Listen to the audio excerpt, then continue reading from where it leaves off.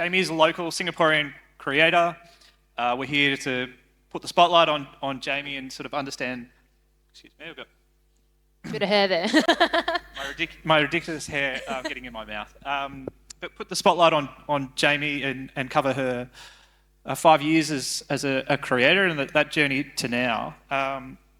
And like as by way of introduction, like quickly, Jamie was working full time at Google and started creating, right? And now you are a full-time independent solo creator.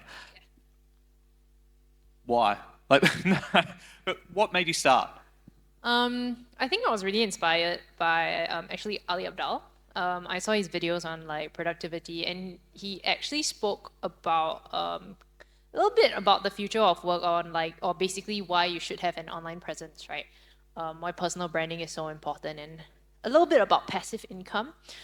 So that kind of like piqued my interest, and like, oh yeah, I should go explore this this YouTube thing. And also thinking about scalability. I think when I was working in Google, I was in HR, and a lot of people came to me for career advice, right? How do you negotiate a good salary? How do you do like good interviews?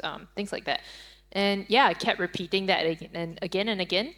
And to a certain point, I was like, oh, what if I could just make this into a video and, scale it and help the world? Like, so when people come to ask me for any questions now, I'm just like, yeah, go watch this video. And there's a template accompanying it as well. So that was my way of kind of like trying to scale and impact the world. So what was that first video? Do you remember it? I mean, my first video was about why I wanted to start a YouTube channel. But after that, subsequently, it was on like, how do you write a good resume? Things like that. How do you feel about your first videos now? I think it's always cringe. I still look back on it very lovingly. I wouldn't have gotten to where I am today without that first video. But it's always a good reminder. I enjoy it. I still laugh at it. And I still look at it very fondly. And then, like, we'll sort of go through the journey a little bit, but just to set the scene on what you do now, you're a bit of a multi-hyphenate creator, right? So what platforms are you on, and what do you do? Yeah, I think primarily I'm on YouTube, but I am trying to explore Instagram a little bit more. I mean, at that point of time, I niched down to kind of like career tips, right? So I thought LinkedIn was a good platform to go on as well. So I just I cut my long form into short form vertical videos, and I just repurposed it everywhere. But specifically, I mean, LinkedIn, TikTok, Instagram at a point of time, and yeah, I just kind of went from there. And hosting a podcast. Oh yeah, the podcast as well. Yeah. So my podcast is called Creator in Progress. Basically, I interview entrepreneurs and creatives on how they got to where they are today. And selfishly, it's my way of learning more about their journey, how they got to, stuff I can learn from them, and I can have that conversation with them. And I prefer long form. I like having in-depth conversations with people. So I thought, yeah, that was a great way to put something out in the world, but learn for myself.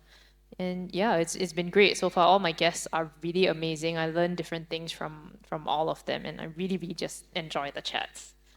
Awesome. And so when you're doing all of these things, you're a solo creator, so a lot of it, almost all of it is done by you. How do you not spread yourself too thin? And how do you make sure that you're still putting quality out?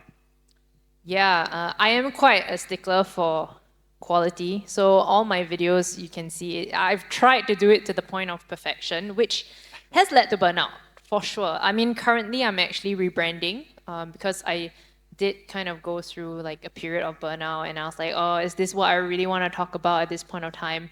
I mean, much like what Sherry said, I should definitely, my next plan of action is really to actually hire an editor to help me out. Yeah, so I'm going to chat with Sherry later. Yep. But I think it really is about balance, right?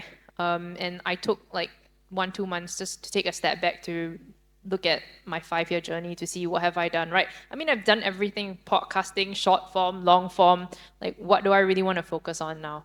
And that's where I kind of like look back and rethink about the things I want to talk about. And also, like, I think a big thing for me is monetization, especially as like a freelancer and of course doing all the adulting things in Singapore.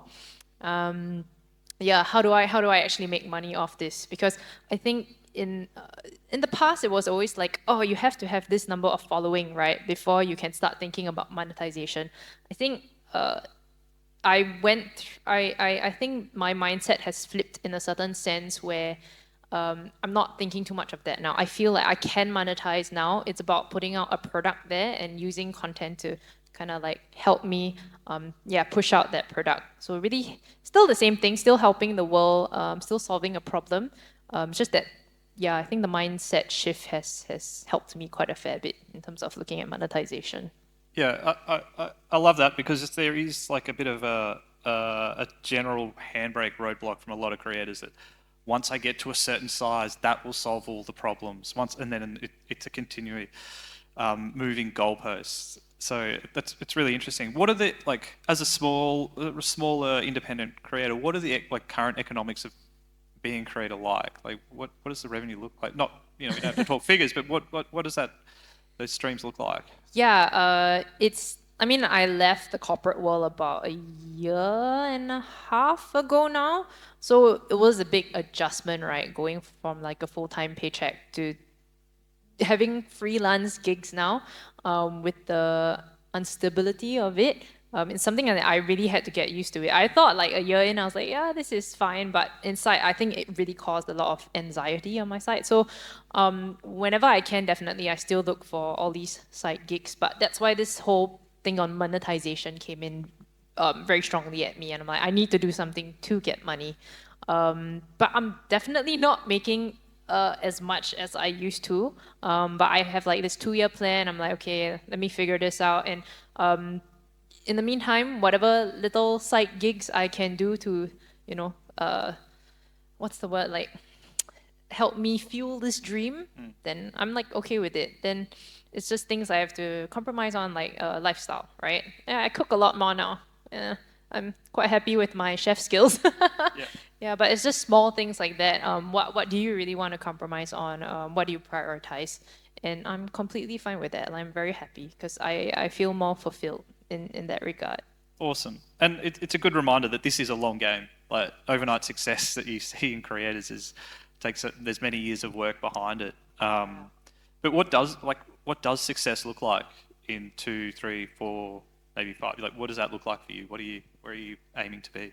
Yeah, I think still being able to make an impact in the world. Like I really want to help people. I think lead like healthier, happier lives, and I think it's reflected from my own personal journey, what I have gone through. Like I don't quite want to talk about career tips anymore because I've passed that stage of my life. I think it can still help people, but that's why the videos are there, so people can reference that. But yeah, things that I learn every day that can help me in my life, I would love for that to help people. But at the same time, also the piece on monetization, right? How can I earn enough to allow me to do what I want as a creator, and like how can it like fuel my lifestyle as well?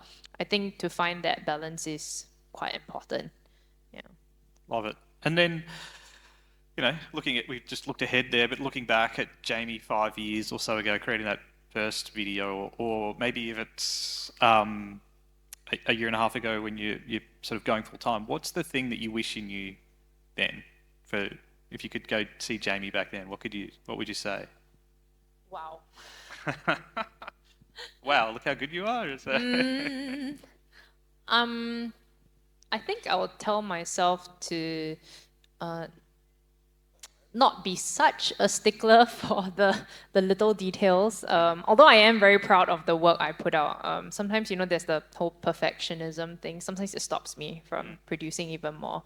I don't think I regret anything too much. The monetization thing is another one, because I thought I just have to grow and grow and grow, and I think the whole of last year I just focused on growth, but to me it wasn't enough, right? So now with that mindset shift, I'm like, yeah, I can make money. and it should be enough for me to like balance it out, to be able to sustain what I want to do, and sustain my lifestyle. And I think another thing was, I think a lot of advice previously was always like, hey, niche down to a certain thing. And then I felt really stifled because I was like, oh, I have to talk about career things, all things career, even though it really wasn't my passion. I mean, the funny thing was that I actually started my channel and I had archived these videos on health and fitness and like holistic living. But I was like, yeah, what can I add value to the world, right? And I'm like, okay, career tips. And sure enough, you know, they did relatively well. But I felt like I wasn't being true to myself. So now I think that's why I'm going through this whole rebrand. I really want to put my authentic self out there, and see, yeah, what with everything I know now, what can I really do if I go hard and I do it sustainably and consistently. Awesome. And then, yeah, on your first point, like, we're going over time, but hey, everyone else did, so we'll take 30 seconds. Sorry, Jim. That perfect gets in the way of good. Last one, real quick, Jamie, in like 15 seconds max, because Jim will kick my butt. Advice for anyone who wants to get started who hasn't started yet. Like, what's the one thing? Oh, really, just do it. Like it's I've never regretted putting myself out there. I learned so much, and yeah, it'll bring great opportunities to you. You get to talk about what you love, and you get to express yourself. Yeah, being a creator is like really one of the best things that has happened to me, and I did it for myself. So yeah, just start creating. Love it. Jamie, Lim, thank you very much.